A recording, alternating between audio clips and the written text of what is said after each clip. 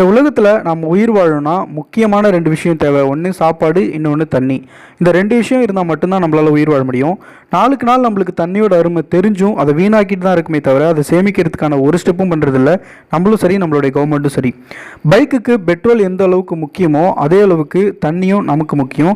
Bike ஓடாட்டியும் நம்மளால் உயிர் வாழ முடியும், ஆனால் தண்ணி இல்லாட்டி நம்மளால் உயிர் வாழ முடியாது. இது தெரிஞ்சும் நம்ம நாளுக்கு நாள் அதை வீணாக்கிட்டு தான் இருக்கோம். நம்ம இப்படி தொடர்ந்து தண்ணியை சேமிக்காமல் விடுறதுனால நிலத்தடி நீர் மட்டும் குறைஞ்சி காட்டு விலங்குகள்லாம் தண்ணி தேடி ஊருக்குள்ளே வரும். நமக்குன்னு வச்சிருக்கிற அந்த கொஞ்சம் தண்ணியவும் காட்டு விலங்குகள் பங்கு போட ஆரம்பிக்கும். அதுக்கப்புறம் நமக்கும் காட்டு விலங்குகளுக்கும் சண்டை வரும். அதை நம்ம சுட்டுக்கொள்வோம். இதுதான் நடக்கும். இதோடைய ஆரம்பம் தான் இது. இதுக்கு மேலே இது போல் நிறைய வீடியோக்கள் வரதுக்கான வாய்ப்பு இருக்குது. நம்ம இதே மாதிரி தொடர்ந்து பண்ணோம் அப்படின்னா. ஸோ தயவு செஞ்சு தண்ணியை சேவ் பண்ணுங்கள். ஃபஸ்ட்டு இந்த வீடியோவை பாருங்கள்.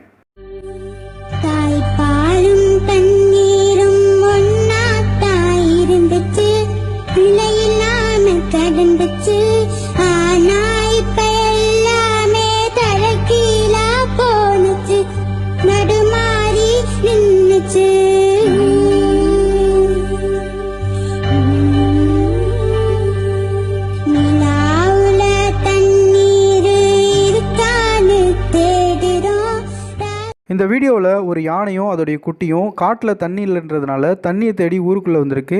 வந்த இடத்துல ஒரு அடி பைப்பில் இருந்துட்டு தண்ணியை பிடிச்சி குடிக்குது பாருங்கள். இந்த வீடியோ சோசியல் மீடியாவில் பயங்கர வைரலாக போயிட்டுருக்கு. ஸோ இந்த வீடியோ நீங்கள் பார்த்துருப்பீங்க.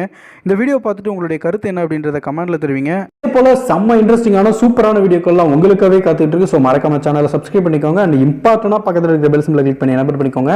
அதுதான் ரொம்ப இம்பார்ட்டன்ட். ஸோ அப்போ தான் நம்ம சேனலில் போகக்கூடிய ஒவ்வொரு வீடியோவும் உடனே உங்கள் மொபைலில் நோட்டிஃபிகேஷனில் பார்க்க முடியும். ஸோ தேங்க்யூ ஃபார் வாட்சிங்.